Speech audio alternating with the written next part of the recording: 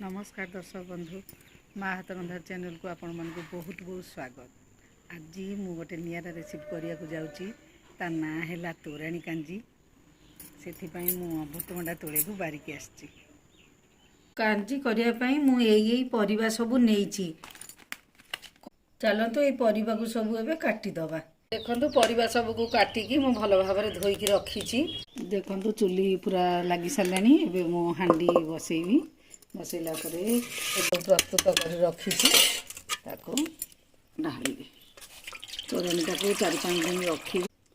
कांजी तोराणी बहलिया करने आपण मैंने गुंड भी दे पारे चाउलर अरुआ चाउल गुंड नचेत अरुआ भात भी दे पारे। देखो कांजी फुटीगला काटी रखा परिवार सबको सीधा अध घंटे अधिक समय छाड़। ए देखंतु कांजीर सबू परिबा भल भाव में सीझी गले। चलतु एबे हमें कांजीर छुंक करवा। देखो कांजी